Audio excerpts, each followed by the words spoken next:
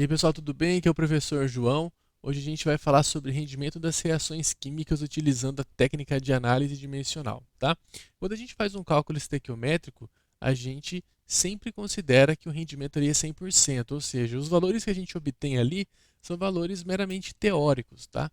Na prática, nem sempre o rendimento, nem sempre não, quase nunca, né? O rendimento vai ser 100% de uma reação química. Existem diversos fatores que interferem nessa questão, tá bom?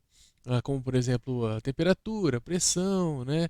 Muitas vezes a superfície de contato, a quantidade de reagentes que está ali na reação pode interferir no rendimento dessa reação química. Então, o que isso significa? Que os valores obtidos de forma real é diferente que do previsto teoricamente, tá bom? Então, por exemplo, aqui, né?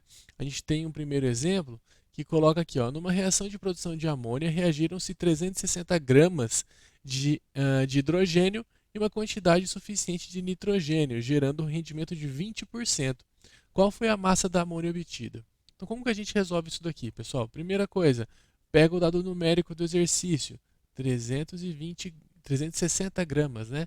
Então, 360 gramas de H2 gasoso. Ok? Vamos colocar aqui 360 gramas de H2 gasoso. Como a gente já tem visto, né? Coloca uma multiplicaçãozinha e uma barrinha de divisão aqui. Como se trata de um cálculo estequiométrico, já podemos colocar a segunda barrinha de divisão aqui na frente também. Beleza? Então agora a gente vai ter que trabalhar com aquele 1 mol, né? 1 mol no caso aqui de H2. Então 1 mol de H2, vamos colocar aqui em cima porque a ideia da análise dimensional é sempre cancelar as unidades, certo? Então aqui a gente está começando com H2, né? Então veja bem, se aqui está gramas de H2, aqui embaixo vai ter que vir gramas de H2 também, para que a gente possa cancelar, tá? 1 mol de H2 é igual a quantos gramas? Vamos verificar aqui, ó. O hidrogênio ele tem massa igual a 1. Então, a molécula de H2, a gente vai ter 2 vezes 1, né? Que seria, então, 2 gramas por mol. Então, aqui nós temos a massa de 2 gramas. Beleza? Como a gente já viu na aula passada, essa segunda barrinha de divisão aqui vem o que a gente chama de relação estequiométrica. Lembra disso? Espero que vocês lembrem, tá? A gente fez alguns exercícios disso na aula passada, né? E aqui vem a relação estequiométrica, ou seja, a relação em mols entre as substâncias que eu estou comparando. Então a gente pode notar aqui no enunciado que a comparação ocorre entre o hidrogênio, certo? O hidrogênio e o NH3, tá? Então beleza, vamos ver a relação estequiométrica aqui. 3 mols de H2 e 2 mols de NH3. 3 mols de H2, 2 mols de NH3. Bom, esse 3 mols aqui vai ter que vir embaixo, né? Por quê? Para poder cancelar com aquele mols de H2 ali em cima. Beleza? E os 2 mols de NH3 vai ter que vir aqui em cima. Opa, só cancelar aqui. De NH3 tem que vir aqui em cima para a gente poder cancelar as unidades, tá bom? Quem está com dúvida, sugiro que assista a última aula que eu postei sobre análise dimensional envolvendo cálculos estequiométricos, tá bom? Lá vocês vão entender o que a gente está fazendo aqui, beleza? Então, o que acontece? Se eu terminar a minha análise dimensional aqui, a minha resposta sairia em mols de NH3, né? Só que eu quero saber, como eu estou trabalhando em gramas, tudo aqui, eu quero saber, aliás, né, o exercício pede a massa, né? Então eu preciso converter esse mols aqui para massa no final. Então eu vou ter que continuar a minha análise dimensional. Então eu vou ter que colocar agora 1 mol, só que o meu 1 mol ele não vai ser mais de H2, ele vai ter que ser 1 mol de NH3. Então vou colocar o NH3 aqui embaixo para poder cancelar essa unidade. Bom, 1 mol de NH3, a gente tem que considerar que o nitrogênio tem massa igual a 14 gramas por mol. Então aqui a gente vai ter 14 do nitrogênio mais 3 vezes 1, né? Então aqui a massa molar é igual a 17 gramas por mol. Então aqui 17 gramas de NH3. Cancela as unidades, a gente já tem a resposta basicamente aqui, né?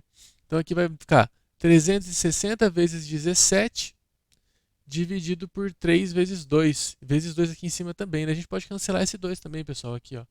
Cancela esse 2 aqui para facilitar a nossa vida. Então, nossa resposta final vai ficar 17 vezes 360 dividido por 3. 17 vezes 360 dividido por 3 vai ser a mesma coisa que 17 vezes 120, né? 17 vezes 120. 17 vezes 120 vai dar, vamos ver aqui.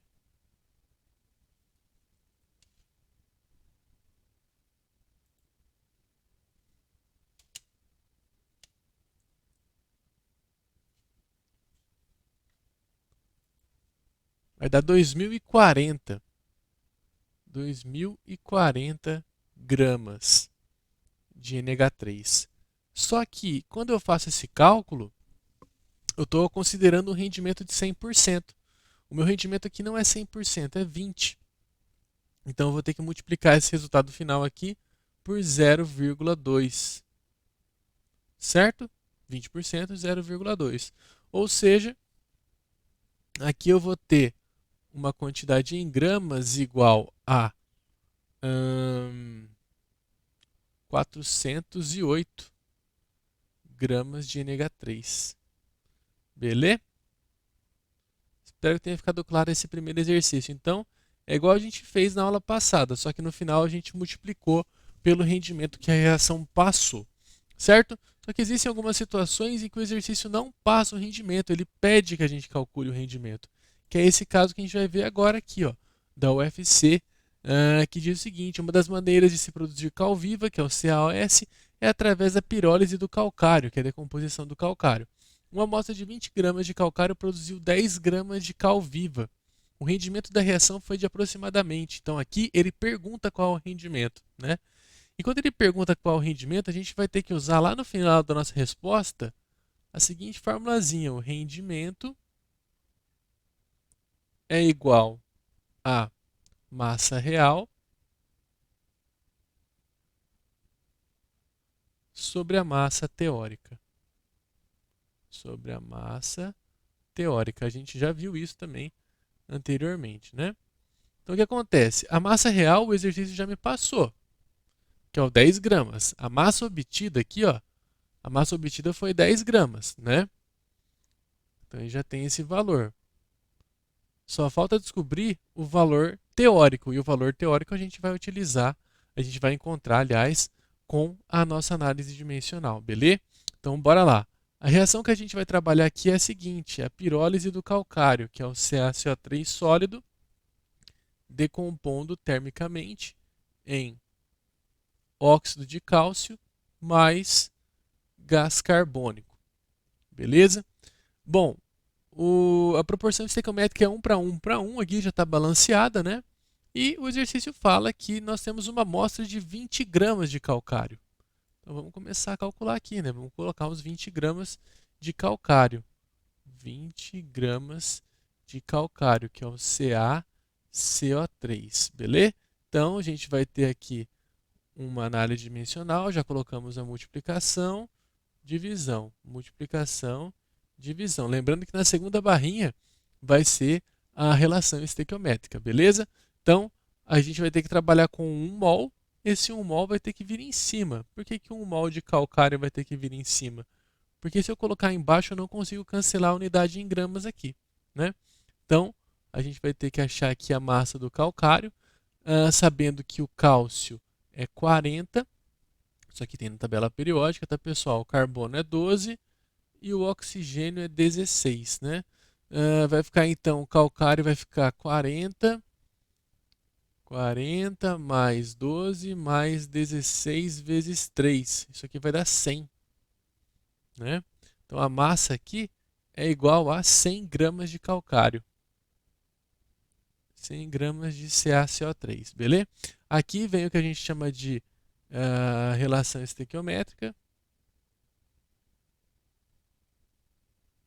Vamos fazer a relação estequiométrica aqui, beleza? O que a gente está comparando aqui, ó? O exercício ele compara o CaCO3 com o CaO, beleza? Então vai ser 1 mol de cada, né? Eu tenho 1 mol aqui e tem 1 mol aqui. Beleza? 1 mol de CaCO3 vai ter que vir embaixo. Por quê? Porque daí eu consigo cancelar com 1 mol de CaCO3 ali, né? A ideia é sempre cancelar as unidades. E 1 mol de CaO vai ter que vir aqui. Então aqui a gente já consegue cancelar algumas unidades, né? Ó, grama de CaCO3 com grama de CaCO3, mol de CaCO3 com mol de CaCO3. Opa! Se eu parasse aqui, a minha resposta sairia em mol de CaO. Só que para eu calcular o rendimento, ó, a gente pode verificar aqui, ó, para eu calcular o rendimento, eu preciso... Opa, ficou todo torto aqui, mas tudo bem. Para eu calcular o rendimento aqui, eu preciso da massa e não do número de mols, então a gente tem que continuar. Então vai ficar aqui multiplicação, divisão, vamos continuar. Agora eu vou ter que utilizar 1 mol de CaO, né? E 1 mol de CaO vem embaixo, beleza? O CaO, ele vai ter uma massa molar, o CaO ele vai ter uma massa de molar de 56 gramas, né? 40 mais 16, 56. Então a gente coloca aqui 56 gramas de CaO, beleza? Cancela essas unidades aqui, né? Cancela as unidades. E a gente vai ter a resposta em gramas de CaO. Então ficou 20 vezes 56 dividido por 100. Vamos cancelar esse zero aqui também, ó. Eu vou cancelando tudo que eu posso, tá? Então vai ficar 112 dividido por 10. 112 dividido por 10 dá 11,2, né?